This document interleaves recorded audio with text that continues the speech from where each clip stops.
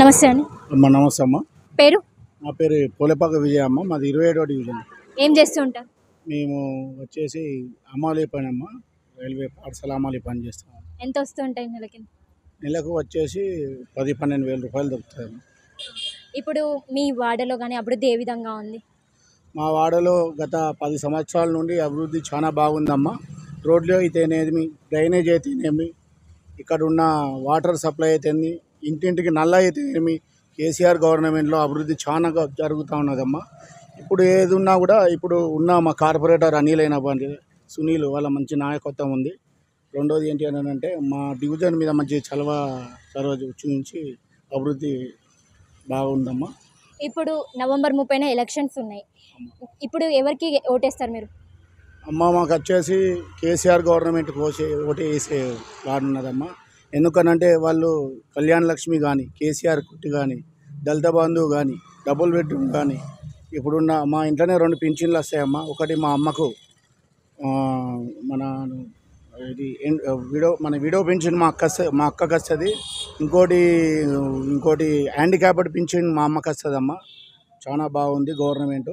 ఇప్పుడు మేనిఫెస్టో చూసుకుంటే అమల్లోకి పరుస్తారు అనుకుంటూ భావిస్తున్నారా, లేదా ఉత్తుత్తు మాటలే అనుకుంటున్నారా? 100% కేసీఆర్ నాయకత్వంలో కానీ, ఇక్కడ ఉన్న నరేందర్ అన్న నాయకత్వంలో కానీ 100% ఇస్తారమ్మా.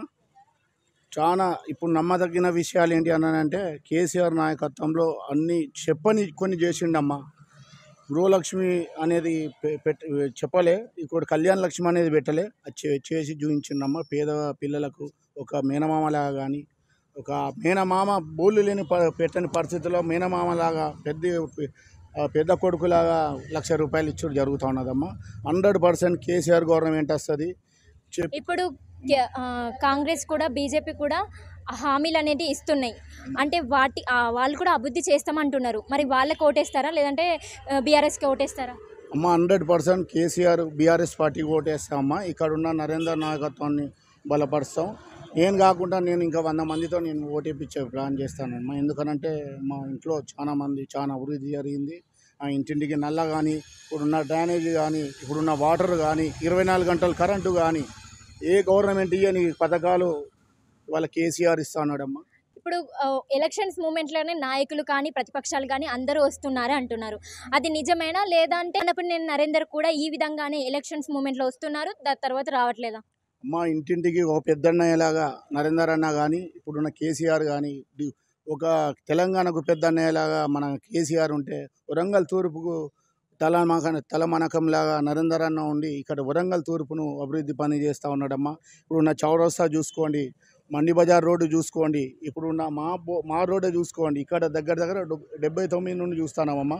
ఇక్కడ రోడ్డే లేదు మాకు ఇప్పటి వరకు. రోడ్డు పోసిన ఘనత నరేందర్ అన్నకు దొరుకుతుంది, కేసీఆర్ దొరుకుతాయి.